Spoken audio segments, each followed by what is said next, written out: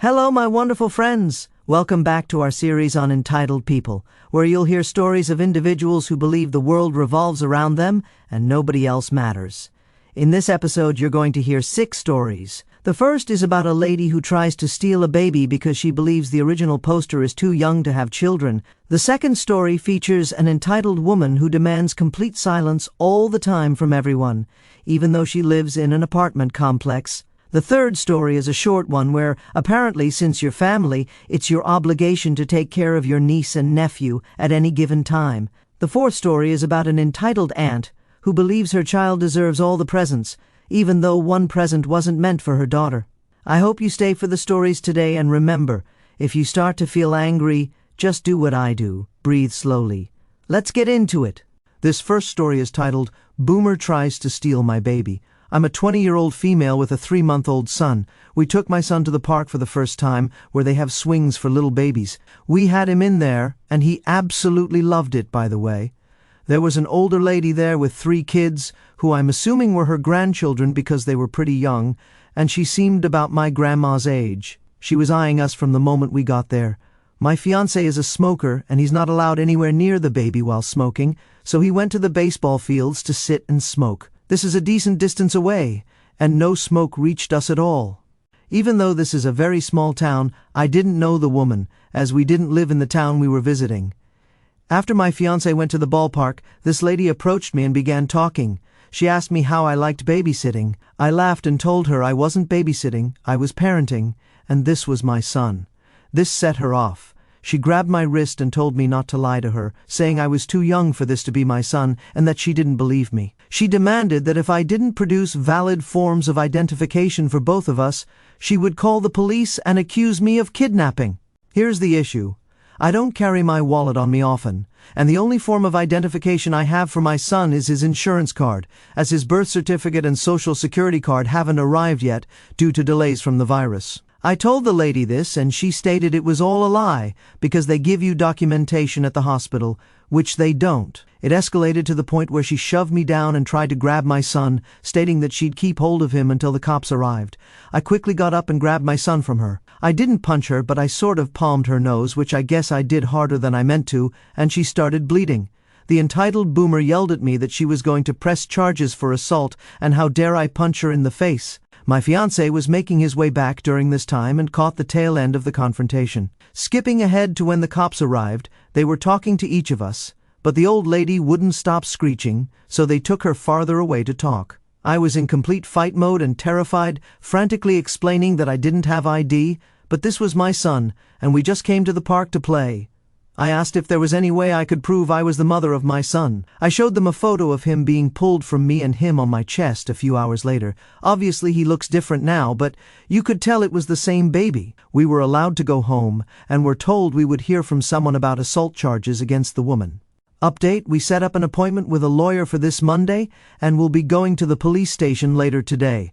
We called ahead and made an appointment for 3 o'clock, and it's noon currently. Someone mentioned checking if the park had cameras. I was pretty sure they didn't, as it's a very small area, but I called anyway, and it turns out they did. They agreed to send a copy of the footage to me. I'd also like to add that I didn't expect this to blow up so much, and would like to thank everyone for their kind words and support. Update 2, we went to a lawyer on Monday, who instructed us not to talk about the case going forward, but there will be charges pressed against the woman and possibly against the police involved, as what they did during the situation was apparently very illegal. Hopefully this will move quickly, and I can provide an update soon. If not, I'll try to remember to update when everything is done. What a crazy old lady. What kind of logic is that? Oh, you don't have identification. That must not be your baby.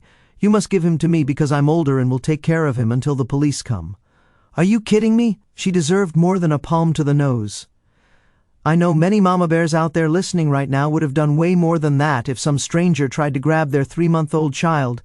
This story is titled, M Demands Absolute Silence in an Apartment Complex. I live with my parents and brothers in an apartment complex with 11 other units. There would be noise around, but all neighbors don't take much notice or mind it very much since, after all, it's an apartment complex with families living their lives. About 3 years ago, a 78-year-old woman complained to us, accusing us of slamming our door, which I can assure you we weren't, since our door has a dampener. This went on for a few months until she wrote in chalk, "Unit X, stop slamming your door." We tried to complain about it to the body corporate, but since she was a part of it, nothing was done. She consistently complained about the noises of a mother and son talking in normal speaking voices while walking out of the building, as well as complaining about our door and another family living upstairs who were raising a baby. A bit of a side note here, she tried to say, "We are old people, we don't want noise," but yet she decided to move near a busy road and a railway corridor. So how can you expect no noise, or better yet, blame us for it? One day after returning from school, I decided to do some chores and take out the trash. Upon re-entering the building, she wrote in chalk on the wall again, accusing me of slamming the door and giving a specific timestamp for when I came home from school. Again, we tried to report her, but she pulled strings to have it dismissed. After accusing several families and parents with children living in the same complex for noise, all the families have taken it upon themselves to make plenty of noise. A dad and his children love screaming into the corridor where she lives and playing ding-dong ditch before running back to their apartments with their dad's direction. A mother and daughter cough loudly when walking past her door every time. My family? We make sure to slam the door hard and loud and speak loudly when we enter the building. If she wants to complain about noise, we'll give her noise. She began to harass and single out the mother and daughter, to which they responded, "There are families living here. If you don't want noise, why don't you move into a nursing home? I know quite a few." That's a great response. Move into a nursing home. If I were living there, I'd totally take up drumming as a hobby. Maybe tap dancing or even opera. Who knows? The original poster is right, though. How can you live in an apartment complex with 11 other families and demand that they all cater to you because you want it quiet all the time? It's much simpler to just remove the one person complaining than to fix 11 other loud families. This story is titled, "Do Not Make Me Babysit Your Baby, or I Will Indefinitely Remove You from My Life." My brother and his difficult wife asked me the other day to babysit their children, and I said no. I work a 9-to-5 job and do extracurricular activities afterward that are more important. His difficult wife said, "You're going to babysit your nephew and nieces because we're on our way to your place right now, and you're just going to have to deal with it." I replied, "Go ahead and try," and I promptly got into my car and left my place of residence, not returning until later the next morning. My neighbor next door said that a woman was at my door with her baby and 2 girls for an hour and a half, knocking on the doors and windows, just trying to get in. I called my brother and was absolutely livid, telling him not to let his wife do that stuff. It turns out they wanted me to watch the kids so they could go bar hopping until 2 in the morning and not return to their children until 10 in the morning. I've told him and my family that I'm child-free, and everyone seems to leave me alone about it except for this woman. She's called me irresponsible and immature for not wanting to have kids when I first told my family about it. This next story is titled, "My Aunt Treats Me Like I'm Not Worth a Present That Was Supposed to Be Mine." This story takes place when I was about 8 or 9. My mom, my sister, and I were visiting my aunt and my older cousin, who is older than me by about a year. This is fairly important. We were visiting for Christmas and staying there for a couple of weeks.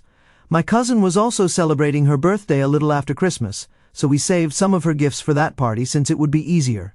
After we had eaten the cupcakes and sang happy birthday, it was time for her to open her gifts. My mom brought them out for her. She opened a gift, and it was an Equestria Girl doll since we all enjoyed that series, and it was her favorite character. She opened the next one, and it was the exact same doll that was meant to be given to me for Christmas, but got mixed up somehow. My mom went up to her and said, "Sorry, honey, that one wasn't meant for you. We just put the wrong toy in your pile of presents." My older cousin gave the toy back, but my aunt grabbed the toy from my mom and said, "She opened the toy, it's hers now." I looked at my aunt and said, "But Mama said that one was meant for me." My mom asked for the doll back from my aunt, picked up the wrapping paper that had the label with my name on it, and said, "I specifically got these matching dolls for them to match. It's not fair if older cousin gets both of them." The entitled aunt said, "Well, she should have both of them since it's her birthday. She'll just keep both in case one of them breaks or something." At this point, my older cousin tried to diffuse things before it got worse and said, "Mom, just let her have the doll. I don't even play with dolls unless they're here anyway." The entitled aunt got loud and said, "No, you're keeping the doll." Even though my older cousin and I were only about a year or 2 apart, I was really sensitive, so this hit me pretty hard. It would have been fine otherwise, but at the time, it was one of the worst years of my life. At this point, my sister also got into the conversation, and my mom and the entitled aunt were arguing. My older cousin and I went into the other room while it played out, trying to play with the dolls we'd gotten together. My mom eventually won the argument and got the doll back, but the entitled aunt and my mom were mad at each other for the rest of the stay. Several years later, my aunt still acts like this, but a lot worse, to the point where she attacked my sister and me. You know it's bad when your 10-year-old child has more sense than you. My older cousin seems like a good kid, and I wonder how the entitlement from her mom didn't rub off on her. The next story is titled, Mom wanted me to give my sister my house, and my sister says I stole her dream. When my husband and I decided to move, as we wanted to live on our own spot of land instead of in a cookie-cutter community with an HOA, the house was still mortgaged. It was a 2-story, 5-bedroom, 3.5-bath house, and was less than a year old at the time. We had no kids, only 2 dogs, and while we loved the house, the taxes, HOA fees, and maintenance were really annoying and overpriced. We also wanted a little more privacy because our neighbors were literally 2 feet away from our home. We were at a small family gathering with my parents and siblings, discussing our options about where we wanted to move and whether we wanted to build or buy a temporary mobile home to save up for our true dream house. I noticed my sister pulled my mother aside and was whispering about something, but I ignored it as my dad was telling us about some great opportunities in nice country, like areas, which is what I was hoping for. Later that night, my mom and sister asked if they could speak to me privately, which is never a good sign. I sighed and we went into my mother's bedroom. She closed the door like they were getting ready to punish me or something, which made me anxious. My mom then said, "Listen, honey, your sister and I have been talking, and we think it would be a really good idea if you sold your house to her. She has 3 kids, and the house she lives in now is so small. This would be a major help to her and her family." My mom was using a tone like someone would use for a 5-year-old, and I was 33 at the time. I told her, "That's not a problem. She just needs to go through the proper channels like everyone else. I can get you in contact with our realtors easily, and you can take it from there." I said that because I thought she wanted to buy the house legitimately. My sister whined as she looked at her mom, all teary-eyed. She would do this so my mom would take pity on her, and apparently they had discussed this before coming to me. My mom said, No, you don't understand, honey. Your sister's credit isn't good, so she would never qualify for such a big loan to buy your house. So we were thinking that maybe you could transfer the house into her and her husband's name, but you keep paying the mortgage, and your sister will pay you under the table what's owed. That way, she can get the house, and you won't be losing any money over it since she'll be paying you back after all. I replied, "What? Are you kidding me? Do you have any idea what the mortgage is? It's $2,500 a month." Note that my sister doesn't work and her husband barely makes $25,000 a year.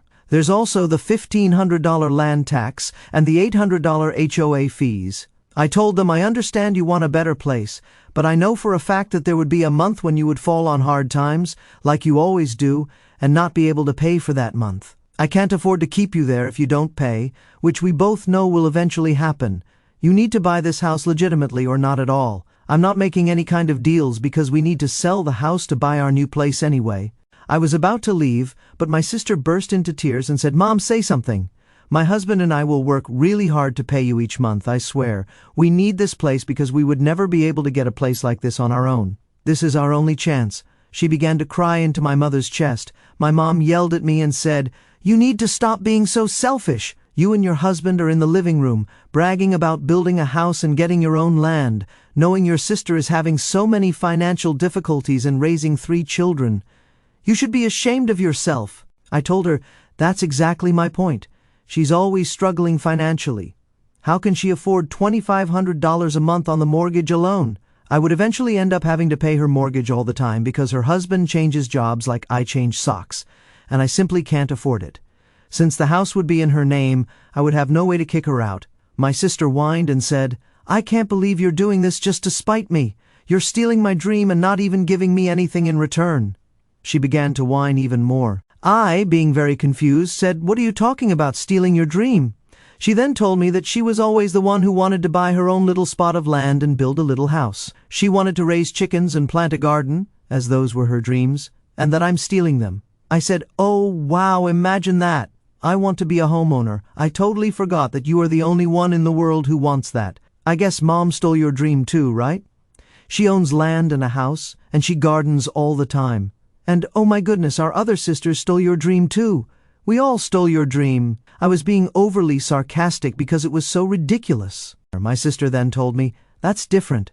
You're younger than me. You shouldn't upstage your older sister like this just because you and your husband make more money than us. It's not fair." She was still crying and making a huge scene, but I was done with this at this point. I said, "The answer is no. You want the house? You buy it legitimately, not under the table, and certainly not with me footing the bill and losing a ton of cash that I know will inevitably happen.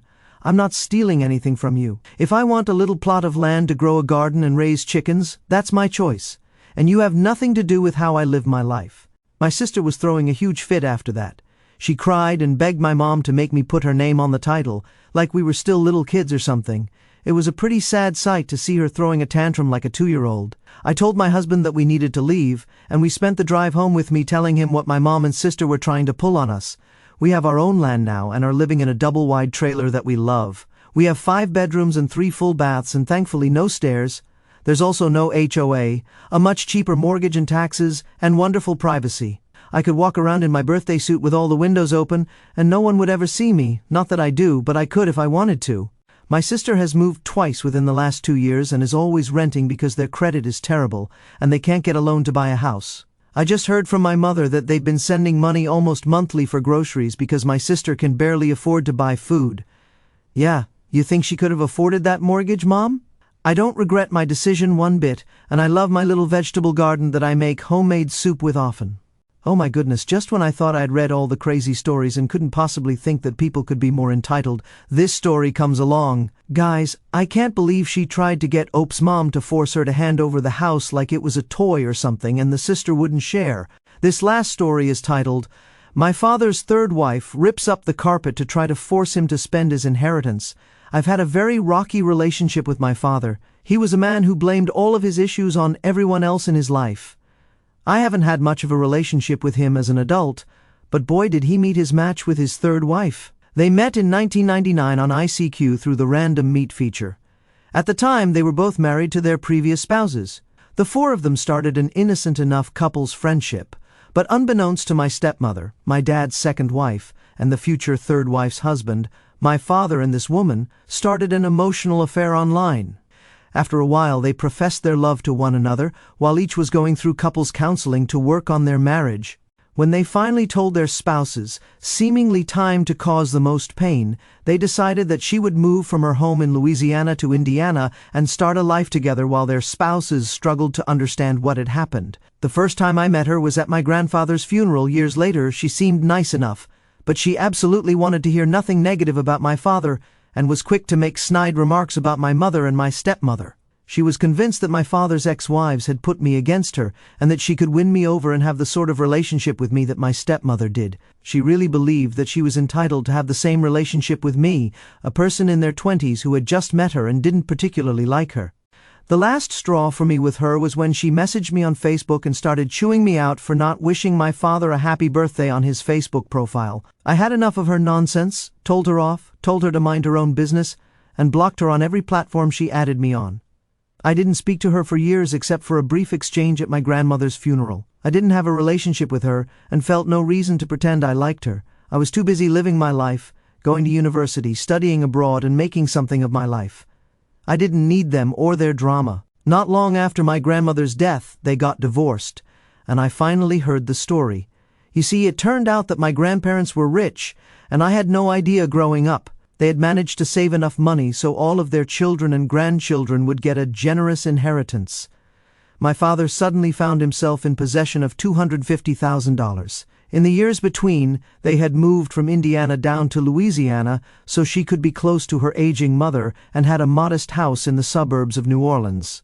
The story goes that my father, who had switched jobs several times in his life and had a questionable amount of retirement income, decided to do the smart thing and invest the $250,000 for his retirement and a rainy day. His wife, on the other hand, wanted to use the money to make improvements to their house, changing out all the carpet because she did not like the color.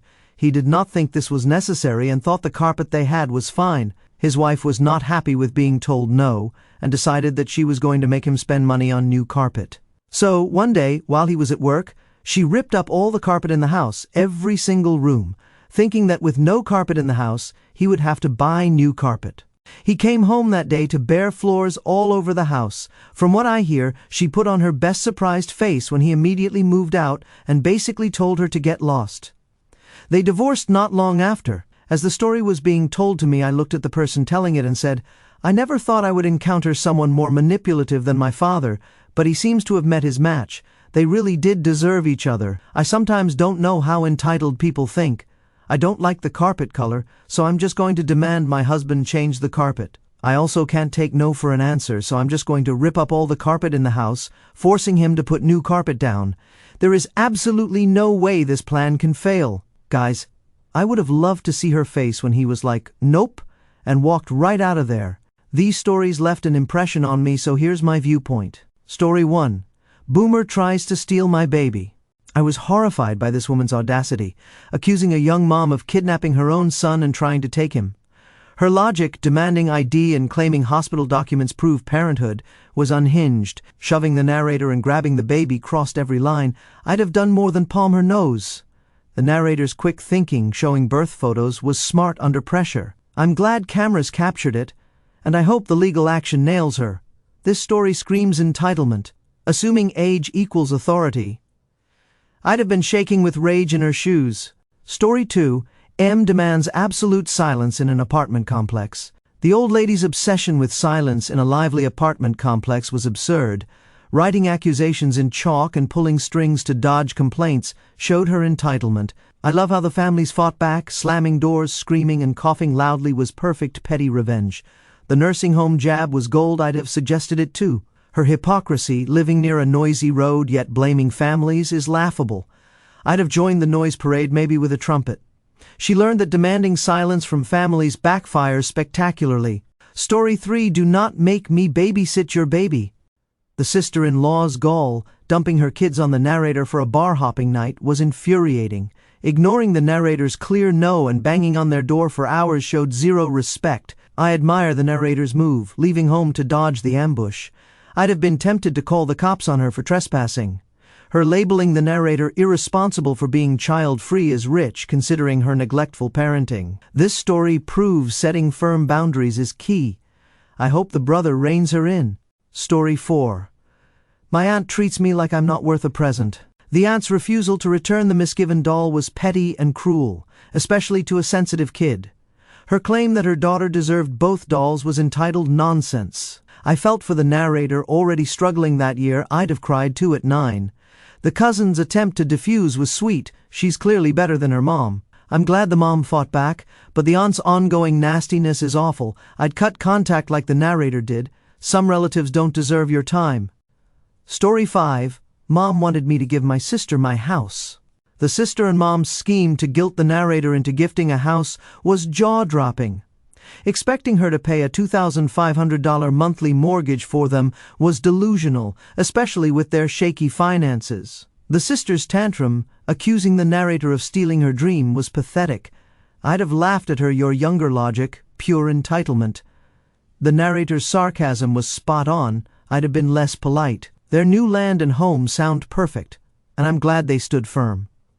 The sister's struggles prove they dodged a bullet. Story 6. My father's third wife rips up the carpet. The third wife's manipulative antics, ripping up carpet to force spending, were next-level crazy. Her entitlement, demanding a stepdaughter's affection and meddling in inheritance, was infuriating. I love that the father walked out. I'd have cheered him on for once. Their toxic match, born from affairs, was poetic justice. I'd have loved to see her shocked face when he left. This story shows how entitlement can backfire spectacularly. The narrator's distance from their drama was wise. I'd have blocked them sooner. That brings us to the end of our series on entitled people. If you missed the last episode, it's right here, and it's filled with even more entitlement. So click the video if you haven't seen it. If you aren't subscribed, hit that subscribe button so you don't miss out on future entitled people stories. I'll see you in the next one!